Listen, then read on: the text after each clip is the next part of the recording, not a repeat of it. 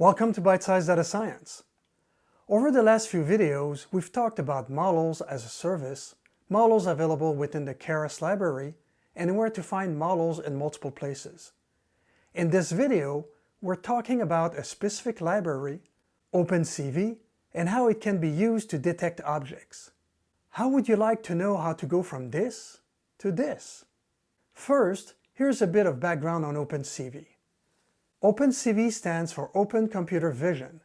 It was created as an Intel research project, and its first release was in June 2000. In August 2012, support was taken over by the nonprofit foundation called OpenCV.org. OpenCV is written in C++, but has bindings for Python, Java, and MATLAB. There are also wrappers available for other languages. OpenCV has over 2,500 optimized algorithms that cover many areas of computer vision and also include machine learning and AI components. I am using the IBM Watson Studio environment to run my notebook. If you are interested, you can find a link in the description on how to create a free account on that platform. Links to the notebook I am using here are also available in the description. Getting access to the OpenCV Python API is as simple as a pip install followed by an import statement. Here is the image we're using in this demo. As part of the image processing, we're using the weights and configuration from YOLO 3. The model was created using the COCO dataset from Microsoft. It includes 80 categories of objects. The weights are in a 248 megabyte file. It includes over 62 million weights. Obviously, this is not a trivial neural network. It would take quite a bit of time and resources to recreate the model from scratch. We create the model by passing the weights and configuration to the ReadNet method. The resulting model has 254 layers, including input and output, and 62 million weights for all the layers and their nodes. Before we extract the objects from the image, we have to convert it to a different format with the blob from image method.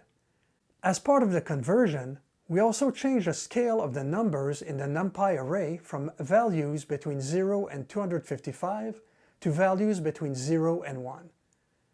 This new scale of values is more appropriate for neural networks. The next step here is to create two helper functions.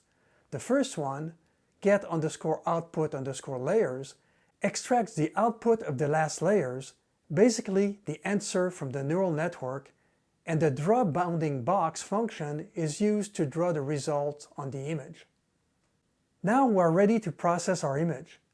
We use the forward method of the neural network to pass the input through and get a list of results. From each element of the list, we can get the position of the object detected, its size, the class it belongs to, and the confidence level the neural network has in the answer. We see here that we found classes 7, 1, and 16, which correspond to truck, bicycle, and dog. The confidence level for each object is quite high, with truck being the lowest at 85%.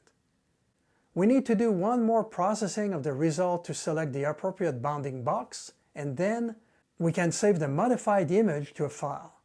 As you can see, the result shows the object found with their classes. Our result is exactly what we would have expected. Once again, having access to pre-trained models can simplify even complex problems.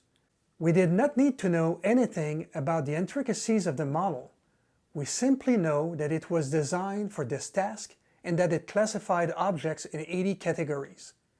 If you have computer vision problems, it could be worth your time to investigate the OpenCV capabilities. See you next time on Bite-Size Data Science, and don't forget to subscribe.